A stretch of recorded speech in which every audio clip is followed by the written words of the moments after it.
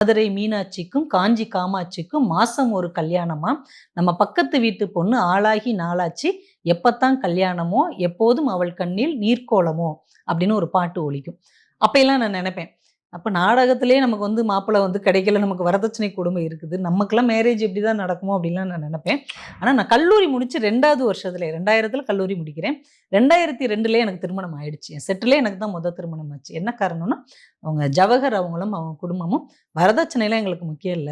எங்களுக்கு இந்த பொண்ணு ரொம்ப பிடிச்சிருக்கு. ஒரு பேச்சாளரா இருக்கிறாங்க அப்படின்னு ஒரு பைசா கூட வரதட்சணை வாங்காம என்னை வந்து என்னுடைய திருமணம் அப்ப நடந்தது. அது ஒரு முக்கியமானது. இன்னொன்னு கல்லூரிகள்ல போட்டிக்கு நாங்க போவோம் இல்லையா? பேச்சு போட்டிய விட மற்ற போட்டிகளும் நெறைய இருக்கும். நான் ஆக்சுவலா தமிழ் படிக்கணும்னு தான் ஆசைப்பட்டேன். ஆனா எங்க ராஜபாளையத்துல இருந்த கல்லூரியில தமிழ் இல்லாதனால நான் பிகாம் எடுத்து படிச்சேன். அதனால வகுப்புல இருக்கிறது எனக்கு ரொம்ப சிரமமா இருந்தது. அதனால அத அவாய்ட் பண்றதுக்காக எந்த போட்டினாலும் பேர் குடுத்துட்டு போயிறது. அப்ப அட்வர்டைஸ்மென்ட்க்குன்னு ஒரு போட்டி நடக்கும். நமக்கு ஒரு ப்ராடக்ட் குடுத்துருவாங்க. ஜொல் ஜொல் பேஸ்ட் அப்படின்னு ஒரு ப்ராடக்ட். இத வந்து நம்ம விளம்பரப்படுத்தணும். அதற்கு எத்தன பேர் நல்லா கை தட்டுறாங்களோ, அதுக்கு ஏத்த மாரி நமக்கு பிரைஸ் கிடைக்கும்.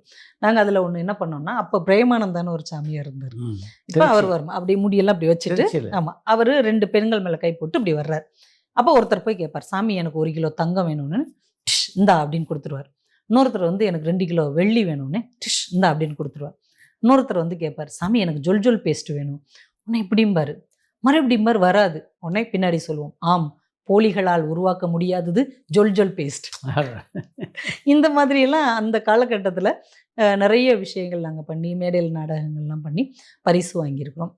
அப்படின்னு வாங்குனதுலருந்து இந்த பயணம்.